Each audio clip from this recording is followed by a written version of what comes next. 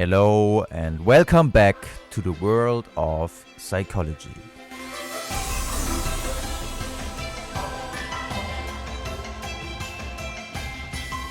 The psychology of persuasion, or the Elaboration Likelihood Model.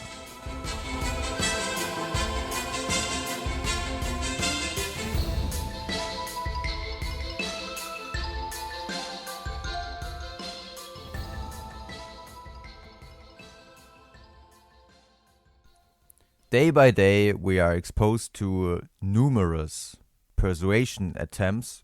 We switch on the telly and there is a politician who wants to convince us of his policy and wants us to vote for him and his party. If we switch to another channel, we see an ad for a toothpaste, and if we try to escape from that, we switch the channel again and we now see an ad for a new car. So persuasion attempts are omnipresent. And what psychologists have been very interested in for a very long time is how recipients process these persuasive messages and information. How much do we think about all these information, all these advertisements? Do we elaborate all the information and think about the pro and cons? Or are we convinced by superficial aspects like the voice, the speaking rate, the popularity or attractiveness of the communicator, the nonverbal behavior? Is he or she avoiding eye contact or speaking with confidence? How influential are these aspects, and especially under which circumstances do these aspects, which are regarded as factors of the peripheral route of persuasion, whereas the quality of arguments, which is in fact what should really matter, is regarded as the central route of persuasion? Well, the Elaboration Likelihood Model tries to predict under which circumstances peripheral and the central route of persuasion are used. And one predictive factor seems to be motivation. If we are really motivated, if we are involved, and the decision is really relevant to us, the Elaboration Likelihood Model predicts we choose the central route, which means we really think it through, we reflect about it. And that this really seems to be the case. Petty, Cacioppo and Goldman were able to show in their study personal involvement as a determinant of argument-based persuasion. A study which was published in the Journal of Personality and Social Psychology. In their study, 145 students were told a cover story. They were told that the new university president was considering a policy change.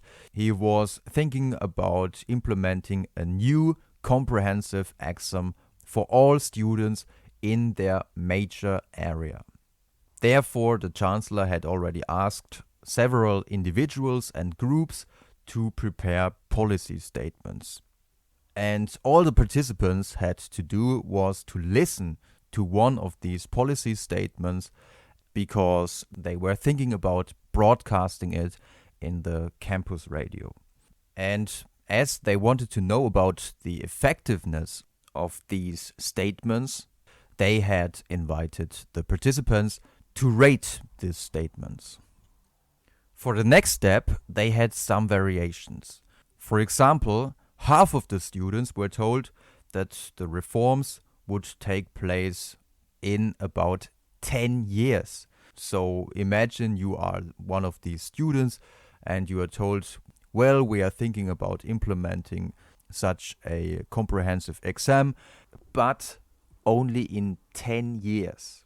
So this is not really relevant to you.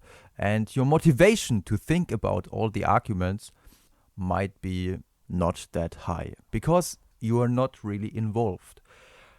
The other half of students were told, well, we are thinking about implementing it next year.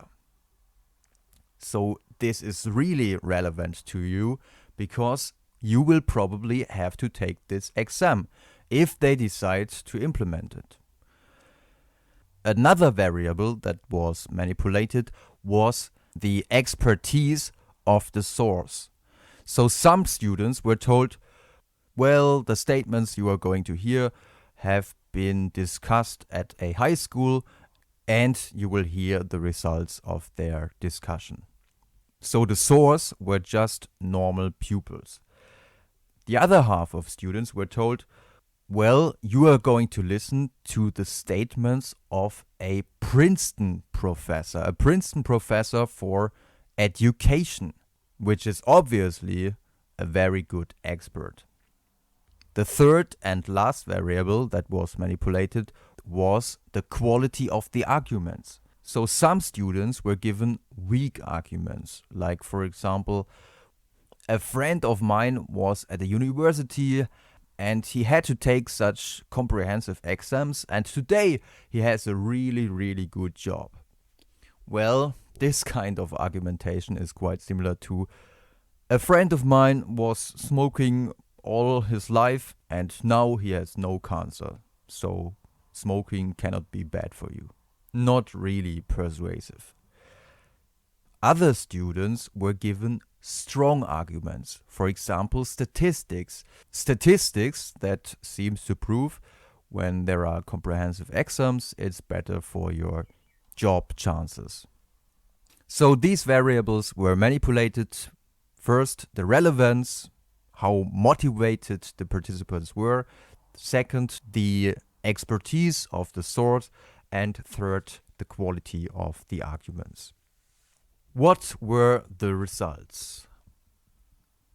Well, it was very interesting to see that when the participants were really motivated because they were told that this comprehensive exams might be implemented already next year, their attitude towards comprehensive exams was not influenced by the fact whether the source was an expert, a professor from Princeton, or just pupils from a high school.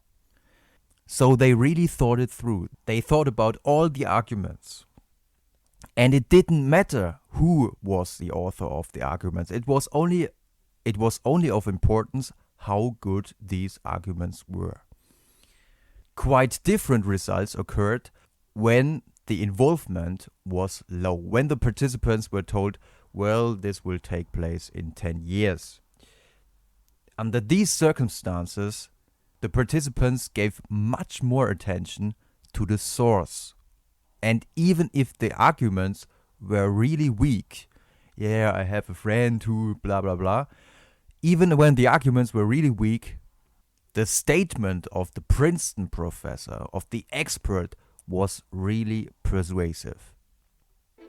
So obviously, when we are not that motivated, we are more willing to pay attention to peripheral aspects because we are not really willing to think it all through. And under these circumstances, peripheral aspects can have an impact.